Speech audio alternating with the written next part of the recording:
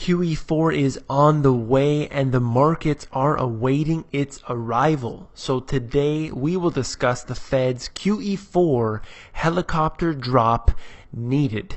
You came here for the truth, so let me unveil that for you.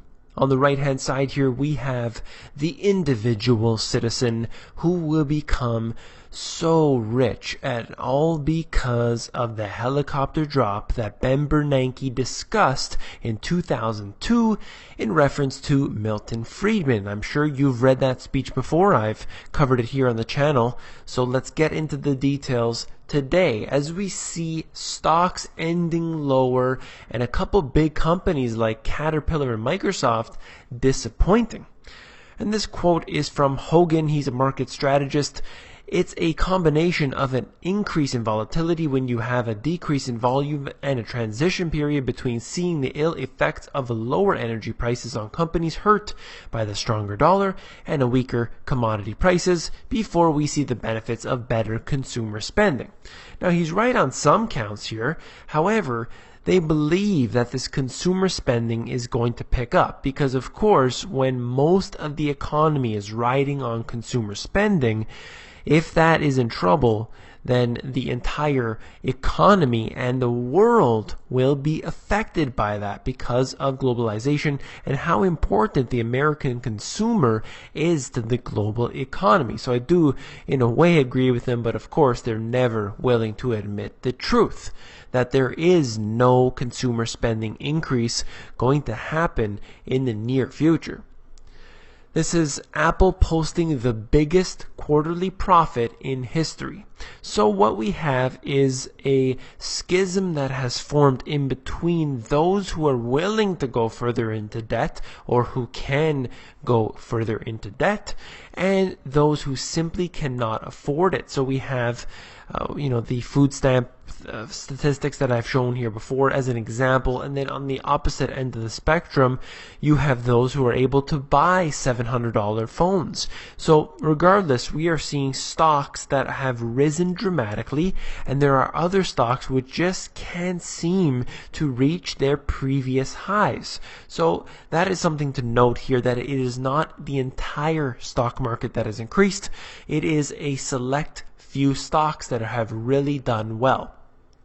And this is out of the Wall Street Journal. The stronger dollar is slicing sales and profits at big American companies, prompting them to put renewed emphasis on cost cutting and cramping the broader U.S. economy. So we have a strong dollar that is taking place right now in comparison to the euro, for example. When you have nations like Japan printing up currency, you're going to have the U.S. dollar being sort of a safe haven in a way, even though we know where it's headed. The currency effects are hitting a wide swath of corporate America, from consumer products, Procter & Gamble, Microsoft, and even Pfizer. Those companies and others have expanded aggressively overseas in search of growth and are now finding that those sales are shrinking in value or not keeping up with the dollar-based costs. That's what happens when you have massive fluctuations in a currency. You're going to have these problems. So this is why oftentimes countries want to pull their money out and put it overseas. Even very rich investors do the same thing because they don't want this fluctuation. They want to earn money overseas and keep their profits overseas. So again, they mention Apple in here and how they're surging profits, but also a drag on its results as well with the strong dollar. We're going to move on right here. Such large and growing federal debt would have serious negative consequences, including increasing federal spending for interest payments, remember that, restraining economic growth in the long term, giving policymakers less flexibility to respond to unexpected challenges, and eventually heightening the risk of the financial crisis. That's according to the CBO. And right here, I want to note a few things, and that is federal spending on interest payments. If we have an increase in these, we would be unable to pay off the interest. If they're going to actually increase the rates from below zero, in fact, is where they are, to a respectable level, they're not going to pay back their debt. It becomes even more impossible. It's already impossible to pay back, but with a legitimate amount of interest that they would have to pay, it would be simply impossible, simply mathematically impossible. And here they are with a very big challenge because they want to increase interest rates, because they want to have their reality back, but of course they can't do that because, not to mention the individual, but the actual government would collapse under this scenario. And here's a chart at the bottom. You could see the fraudulent years during the Clinton administration where they swapped the money around and actually was able to create a surplus, and all they did was have intragovernmental debt. You can look that up for yourself. Right here out of Market Watch, what we're having is undoubtedly a situation, but let me just read this for you. While there are growing doubts among economists that the Federal Reserve will make their first hike in short-term interest rates in June, don't look for the U.S. Central Bank to give any hints. And then they go on to say some more things. We're going to have this meeting that may have already taken place by the time you're watching this video. They're going to make their statement here, and what we will have is nothing but more of the same. If in fact they do surprise the markets and increase the interest rates, they're going to do so at such a small level that it is completely insignificant. Even if they do bring it up, perhaps 0.25%. This will be, allow them to basically show the economy that, yes, in fact, everything is doing well. Don't worry, we're going to do this slowly and surely, just like we did with the QE scaling back. We can do this with the interest rates. But as soon as it gets up to an actual respectable level, a historical average of, let's say, even 5% or 3%, in fact, they are going to run into big, big trouble. Economists at RBS, Goldman Sachs, and ICAP have pushed their forecast for the first Fed move from June to September. See, they know what's going on, that they simply cannot increase the interest rates right now because the economy is too weak. You're looking at the stock market, yeah, it's done well over the past few years, that's for sure, but the actual real unemployment is struggling. We have many particular stocks actually not doing very well. Then you look at the situation in Europe. Then you look at what's happening here in the US in many different ways, and I'll get to that in just a moment. But obviously, that is worrying the Federal Reserve. And how can they weaken their dollar right now should they want to not be as unattractive in terms of exports and other things? Well, they can simply engage in QE4. So we need to look for that in the near future. This is from my book, When Inflation Just Isn't Enough, Hyperinflation. Hyperinflation is essentially inflation on steroids. It occurs when the currency loses value fast because of extreme money printing. The result is always a failed and desperate attempt to print just another batch that will fix everything. And then I say how it's occurred countless times. Way back in history, it's occurred in the US 2 times. We had Weimar Germany, of course. We had Zimbabwe. We have all of these other countries engaging in these policies that are completely a failure every single time, but they're going to do it again. When they hit the wall, when they bring the interest rates all the way down, and that simply doesn't work, when they run into any issue at all, printing money is the solution. And this is a very, very big concern because they've already gone through 3 rounds, and still the dollar has actually done well because the other countries are doing worse. But we are seeing inflation in certain things such as food prices being extremely important and electricity prices year over year over year over year increasing. So this is making its way into certain things, and it is making its way into certain particular stocks in the stock market, not the entire whole stock market in general. And this is what I wanted to get to, and I kept mentioning beneficiaries of disability program up 50% in a decade. Look at this. It is a straight line upward from the 1960s up until the present, where you're looking at disability increasing 50% in simply one decade. And this goes to show you various things, but I'm just going to note for the purposes of this video, the burden on the US government is extremely bad right now, and it continues to increase, it continues to escalate. They can't pay back this debt if it continues to increase. If the interest rates are going to increase, that means their debt, the interest payments on their debt is going to increase. They can't do it. It's simply not possible. And then when you add in that extra layer of countries buying up less of the US debt, guess who has to be there to pick up the tab?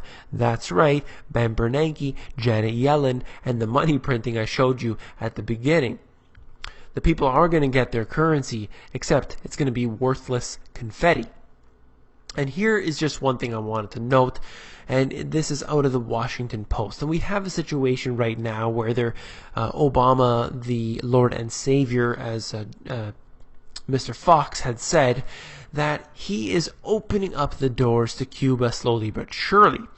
Upon reaching U.S. customs, they pull out their Cuban documents and request asylum, or ask to stay under the protections offered by the 1966 Cuban Adjustment Act, which offers permanent residency to Cubans after 1 year of arrival in the United States.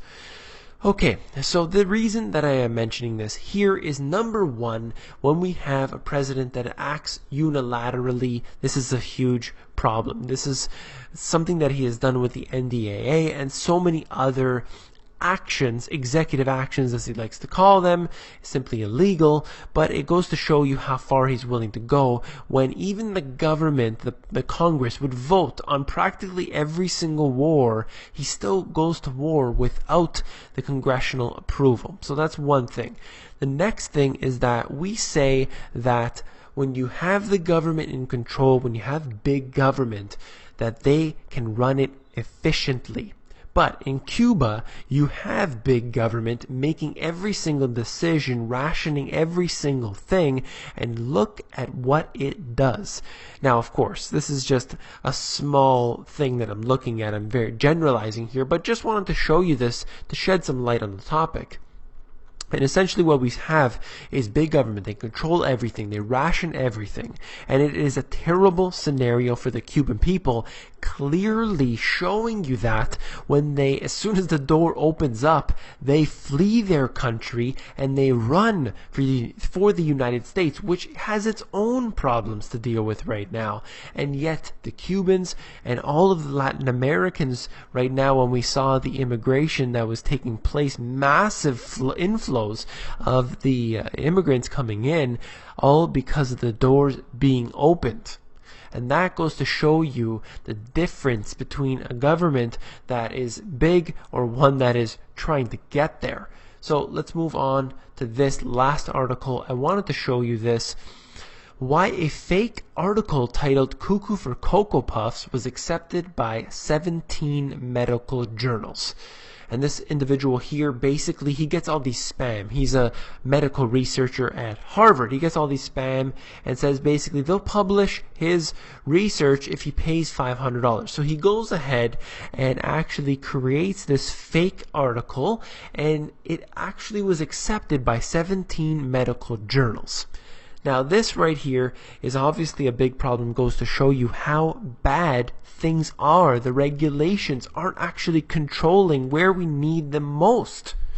And this is just one thing I wanted to note, because the government, those who are there to put protections in place, whether it's the FDA, the USDA, or whether it's our Congress or anything, they impose all of these laws, they pass all of these bills, they become these acts, and everything that goes along in the government, we know specifically that they have these bills that they're supposed to read that are thousands upon thousands of pages. They never read them.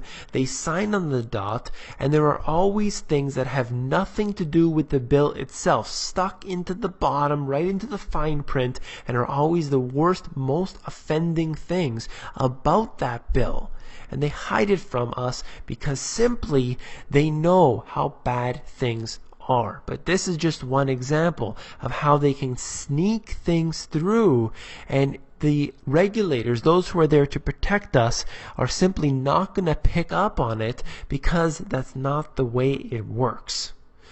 That's all I wanted to talk about for this video here. If you found it informative, please give me a thumbs up.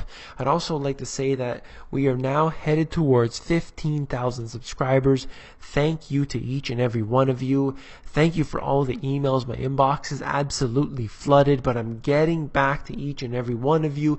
Have no fear. There's about a week delay on my standard email, the David@themoneygps. So if you want to, definitely a more quicker response time, you have to get on the insiders. That's where I reply to everybody first.